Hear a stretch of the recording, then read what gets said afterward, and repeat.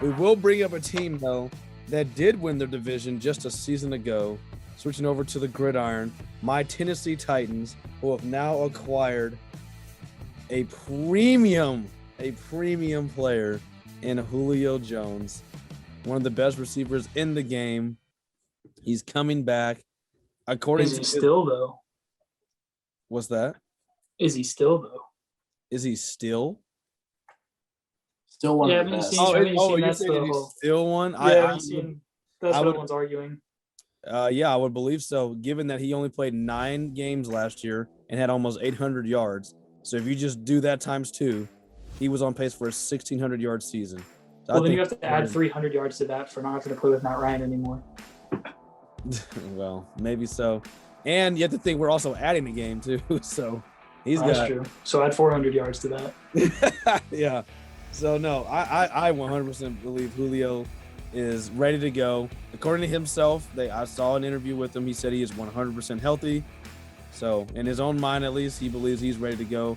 I also think it helped that Atlanta sucked, so there was really no motivation to go out there if you were any type of lingering injury. I'm not risking it. And there was friction between the two sides. But anyway, to get to the actual details of the actual trade, went down on Sunday afternoon with the Tennessee Titans sending a 2022 second-round draft pick as well as a 2023 fourth-round draft pick. The Falcons did not have to pay any compensation for Julio Jones, so the contract is fully on the Tennessee Titans books. The Titans obviously received Julio Jones and a 2023 sixth-round pick. So those were the trades. The fact that Titans actually got a pick back is kind of shocking, but I was going to ask, did that seem like a low cost to get Julio to you? Yeah, so that was going to be my question. So obviously, and the Falcons have been getting flamed for it all day across all media networks for what I'm watching, because they originally put out there that they had a first-round draft pick. Someone had offered them a first-rounder for Julio. The Falcons themselves spread that news out there, thinking that would build the market for them, and they found out that there were no suitors willing to pay a first-round draft pick without more compensation. So I did hear that there was a chance that one team offered them a first-round draft pick, but in exchange they had to get Julio Jones and a second round for him, and the Falcons were not willing to do that. So in the end, they had to settle for what the Titans offered them, which was a second and then a fourth rounder in 2 years from now. So do you guys think that was too low of a price? Do you think the NFL teams made a mistake by not raising their stakes? Because I thought for sure Tennessee would have to drop a first round for this. I was surprised seeing that. I thought it would be a first as well, because we all know how good Julio is. I know he's older now, and I know he's had the injury history, and he's always seemed to have some sort. He's kind of like Joel Embiid. He's like, there's always some sort of. No, I will not let this rumor spread. So here's another thing, real quick. Sorry to cut you off, but I have to put this out there. Julio Jones and him being an injury-prone player is a false narrative. It is an absolute false narrative. Okay, he has been dinged up. There's been twice in his career where he didn't play at all, right? So, and that was all the way in his third year in the league. Since the third year in the league, he has played in at least 14 games in every season until last year. Keep in mind, he's been in the league for 10 years. So that is 1, 2, 3, 4, 5, 6 straight seasons. And keep in mind, the 2 seasons before his rookie year and his sophomore year, he played in almost every single game in those as well. So that is a misnomer that he is just out here always hurt, never plays. He plays basically 14 games per season. And you have to keep in mind the Falcons were good for some of those, so he probably sat out in games that didn't matter. So that my worry would be the hamstring. That is a false narrative. I agree, but my issue would be the hamstring that he's had since week 3 of this last season of 2020, and then he missed the final. The final 4 games. Yeah, he missed, but the Falcons were also done by that point. So I don't hold that against him, but I just worry as he gets older, maybe. But at the same time, I thought he would for sure have been a first rounder. I get the money because that was why they said the Patriots and whoever the other team was, I forgot, weren't willing to pay the money, his first contract. But I don't know. If you think about it, though, I was surprised because look at the Super Bowl contenders out there right now. All of them could use a star receiver, even the Chiefs.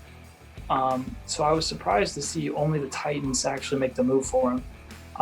And all it took is a second rounder. Because if you're a team like the Packers, the Packers, if you're telling me a second round pick gets you Julio Jones for Aaron Rodgers, a chance to keep your quarterback healthy and on the team, and help solve your playoff issue, I mean, it was gift wrap for them. Green Bay is just the worst franchise of all time. I mean, I don't know what to say because that literally solves every problem they have almost. It was a gift wrap situation. Just give up a second and a third to beat the Titans offer, and you're set. Instead, you don't even enter the conversation really.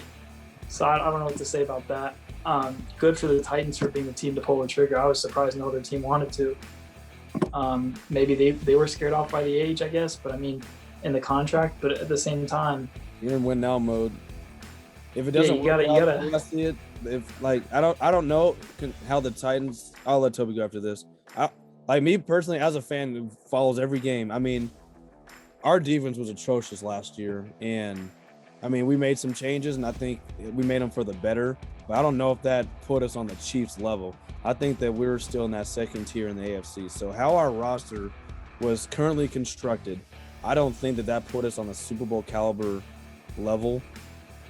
So us going out there and making a deal, I 100% love it. Because the way I see it is, if we would have just stayed pat, kept our draft picks, I don't think we would have gone to the Super Bowl anyway.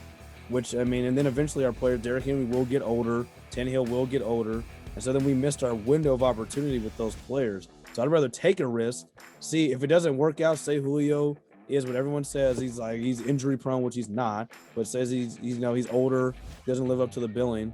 At least we took a shot on a guy. The other way would have been just to do nothing and probably not win the Super Bowl either. So at least now, and we will be in a rebuild mode anyway.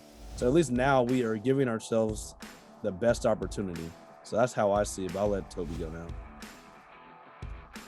I'm really not too surprised they didn't get a first round back because I think they limited themselves right away by saying they didn't want him to stay in the NFC. So right there, cut out half the teams. Then you're working with another 16 teams. All right, you can cut out a whole bunch of those teams because they're bad. They're trying to rebuild, so you don't take an aging wide receiver for that much money to take up cap space. So then all of them are out. So we had to go to a contender in the AFC. And then it's just, well, who offers him between the Patriots, who I believe are trigger shy because they haven't gotten a receiver transaction right a long time since they drafted a quarterback in the 7th round and converted him to receiver. Yeah. And he just retired. That's been how long it's been since they've made a move that's really panned out in the receiver room. So they were a little bit trigger shy, yeah. I believe. You know, the Ravens, I think what the Ravens thought is, well, we've addressed enough of the receiver situation and we're a run-heavy team. So it comes down to the Chiefs, who have essentially no cap space. They're signing everybody to protect Mahomes. And they believe they still have the 2 best pass catchers in the AFC in terms of a duo, even without adding Julio Jones. So I was not surprised, given what the Falcons already took off the table in terms of potential and, you know, what those teams were really just able to offer. I wasn't too surprised.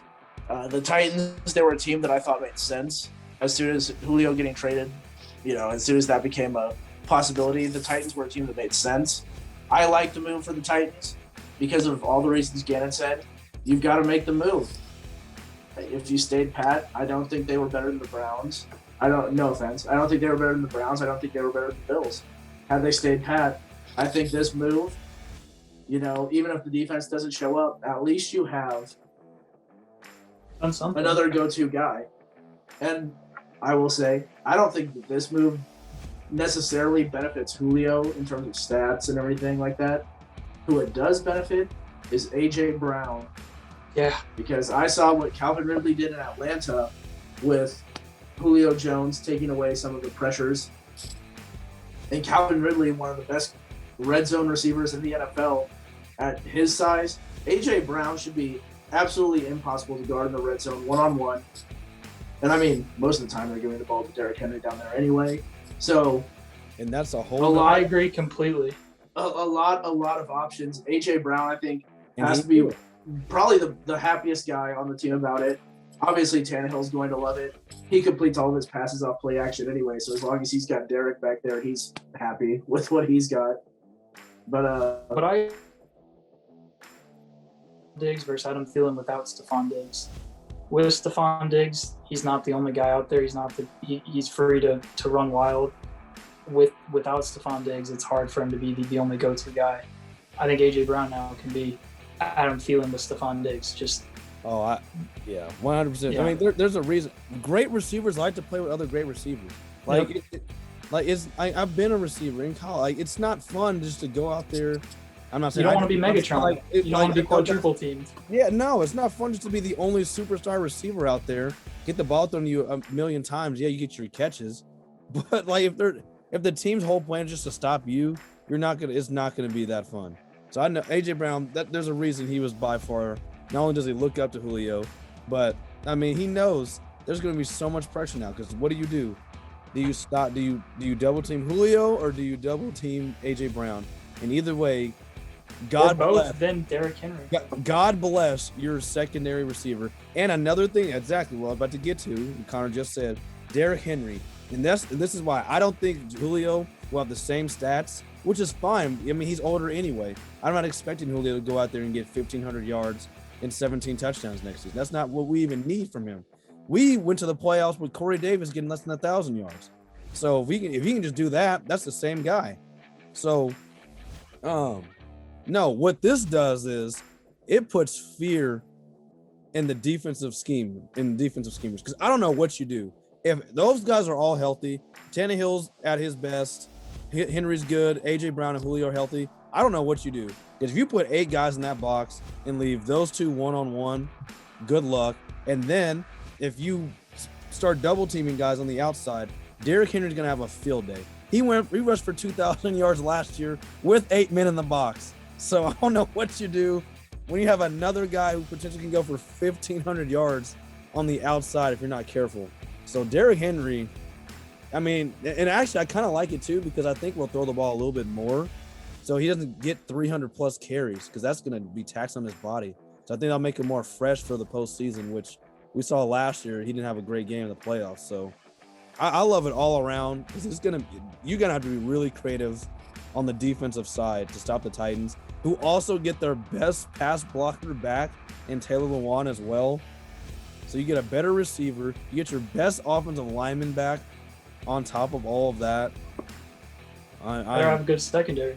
Now, defense is. Oh, you mean for the other team? Yeah. For the other team, yeah. Yeah, for Titans, that's obviously the biggest question mark is defense, but I mean they've made strides there too. Signing Bud Dupree to a big time deal, getting Demetrio Autry, drafting Caleb Farley, rated the best corner in the draft if he was 100% healthy.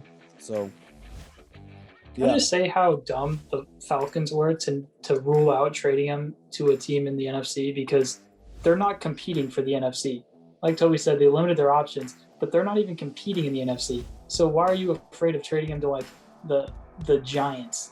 Like, not that was an option, but like, what would that do against you? It's not like NFC teams competing against you. You're not even relevant right now.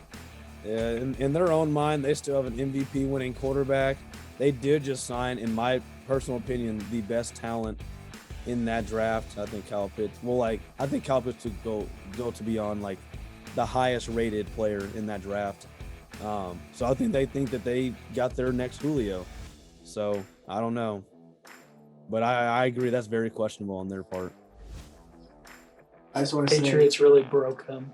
We're doing all of this talking about football right now, and I am probably too excited for the season to start already.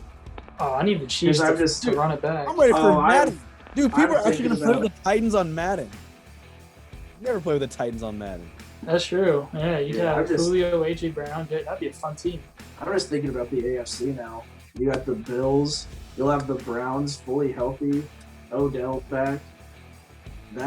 Their skill position group up there is almost just as ridiculous as anyone else's. They're all chasing Patty Mahomes and the boys here. So, real quick before we move on from the NFL, there is one more dark horse piece out there that I think no one's really talking about, and that is Zach Ertz. Zach Ertz will not be on the Philadelphia Eagles next year. They've already announced they're trading him. I think where he potentially goes can skew a lot of things where they go or how the AFC could possibly go. Because I know the Colts are definitely linked, unfortunately. That would kind the Bills could use him. But the Bills definitely, there's a team I was thinking about, could possibly use him, another weapon to take the pressure off of Stephon Diggs. But one of the, and I mean, I don't know how it will work out contract wise, and this is me dreaming big. But I mean, we just got Julio, so anything's possible. Dude, if Tennessee can find a way to make that work, basically replace Jonnu Smith with Zach Ertz, that is an unstoppable offense at that point, I think. Because you can't double team all three of them with arguably the best running back in the game. But I wouldn't just say that for Tennessee's purpose. I think Zach Ertz, though, can impact a lot of potential AFC teams. And I think the Eagles would be in like the same boat as Atlanta. Now they're not competing for anything, but I doubt that they want to send him to an NFC team where they might see him a year. Like, you know, they definitely wouldn't send him within division, but I don't think they want to see him play within the conference. So that could be another major key player out there. So I just want to throw that out there now while it's June 7th. It's weird. The AFC just keeps getting more stacked, and the NFC is kind of like selling off its pieces. Yeah, I'm interested to see what AFC contender makes the move for Richard Sherman now. Yeah. Like that it might hurt. It might hurt their last playoffs went. Well, yeah, but he provides experience, and he's I know in locker room, and yeah, he's still a very good player. It's just going to be an arms race. I really think it's a four team sort of race to the AFC with one team that's the one everybody's trying to catch, but really wanting to see how that Chiefs line does. If the Chiefs line becomes as good as they're projected to be, they're gonna be, even without Sammy Watkins, they're gonna be really tough to stop. I still can't believe Orlando Brown is on the Chiefs. That's just the thing though is they need to re-sign Tyrann Mathieu. I'm worried. I'm getting really worried that they're not going to reach an extension with Tyrann Mathieu. It's a business, man. I mean, they're signing a lot of stars. That's going to be hard. That defense without him would not be even close to as good, though. Yeah, I mean, hey, the Bucs found a way. They just won the Super Bowl. They found a way to. They re-signed everybody. That was so annoying. So it's definitely possible. They didn't lose anyone. No, it's definitely possible. So you just got to have a bunch of unselfish people out there willing to do what's best for the team, get a ring.